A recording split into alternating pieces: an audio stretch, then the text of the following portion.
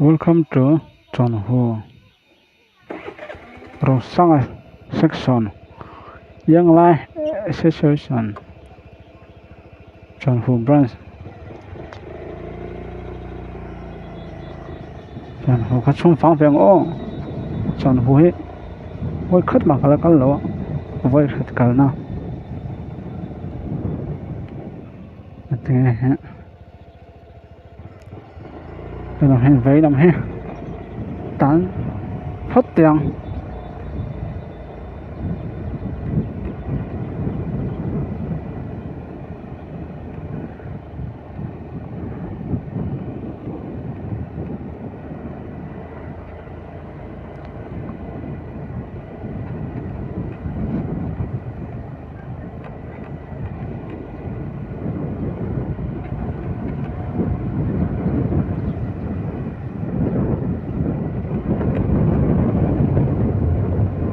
John Hu hi. Vẫn luôn mày là phải không đàn he. Con bé tầm khóc mày.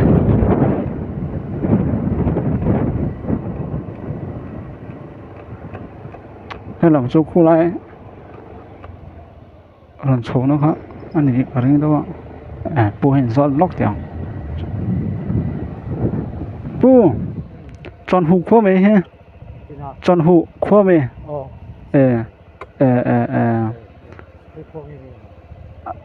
Xì hà sai ha. In hi anh sát vel nghe liang le. Sầm nga vel mo. Nó tắm về. Veng hi ten chen về khó chung à. Chen. Mi khol zo. Thu mà nè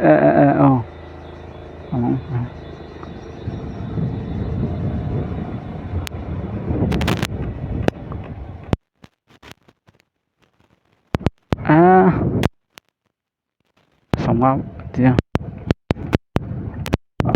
Đi. Quen liền này làm trong film mình là motor xiêm nó nghe motor xiêm anh đó có truck chứ đấy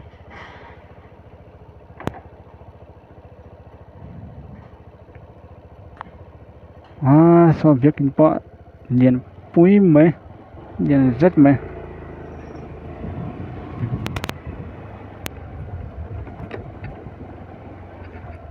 này khoa sóc rõ tệ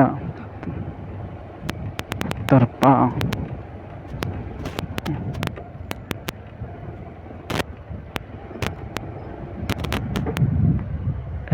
terpa John Hu khoa he in he anh sát nghe vel liang de John Hu khoa he in he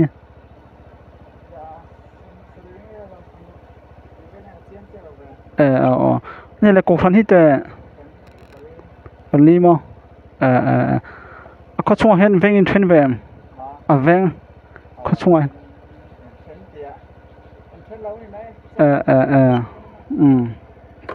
có lắm tụi cô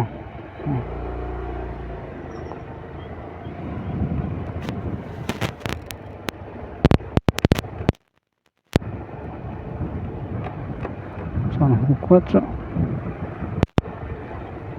bắt liền râu về đây cổ thần đi mà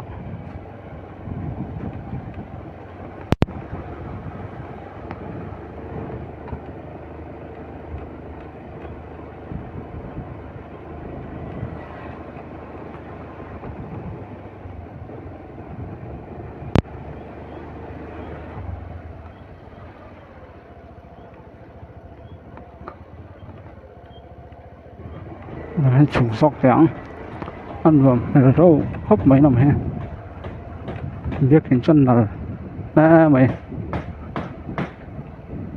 là biết hình Presbyterian Church of Mizoram Synod John Hu cổ sản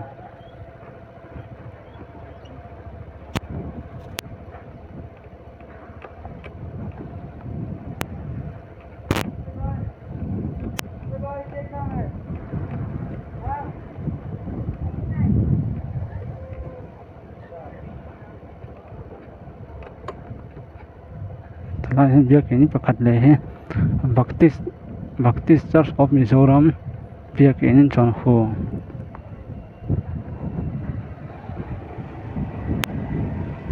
arin ai khop pui khop mai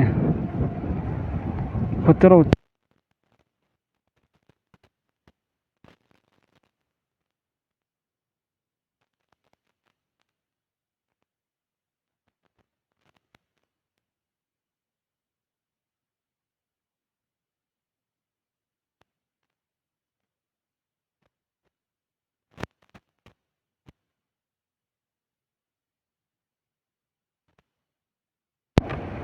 tilom hi veng an than silo wangin tlan vet zel meang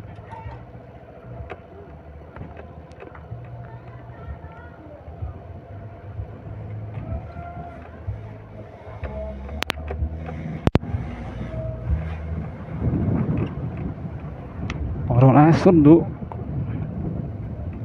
thon hết bây giờ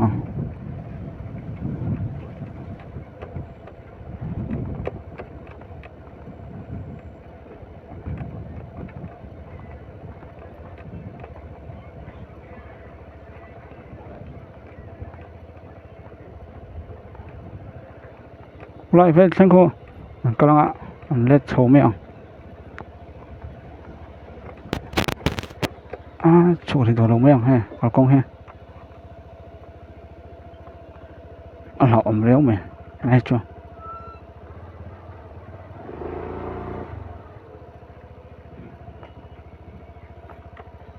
wow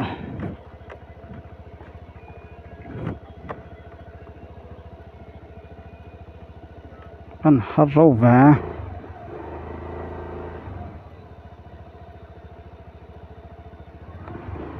chỗ phát đầu chuan rồi hay xuống đón rất mày phát triển tao là tập thằng có chỗ con đầu mèo có công hệ để mà trở về đâu ấy làm hết chưa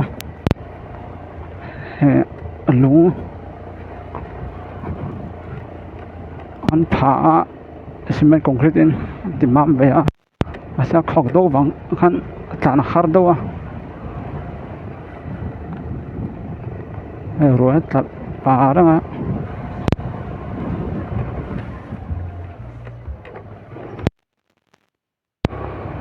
thì phải cắt chân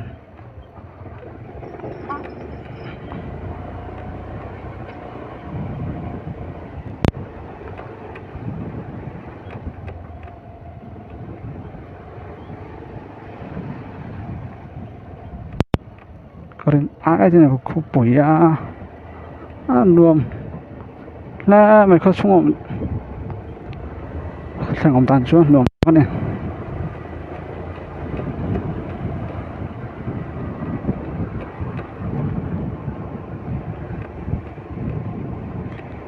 thế nữa là rèn á số tông lượng số trắng tan chặt về đâu ô thì lúc chân buộc rất phải lắm khi nào bên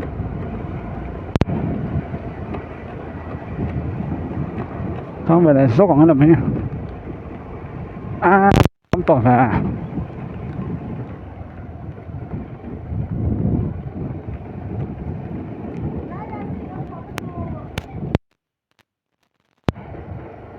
làm sao không có trên nó bằng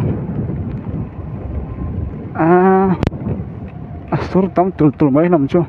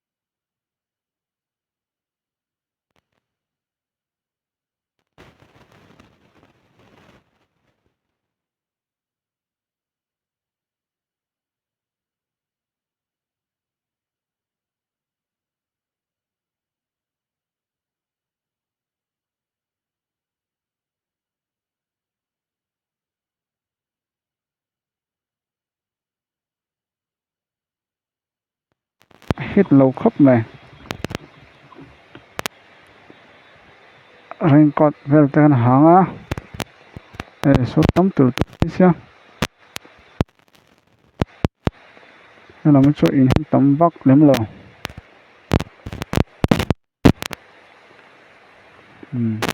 hắn được to đây là chọn hồ có trống mùi phối dòng sông té lỗ anh về tên để chọn khuôn nồm khóc mày ở đây cả phòng mắt lỗ rồi mình nào mắt đây à được to phát mày ngang chọn hồ không mùi phối được không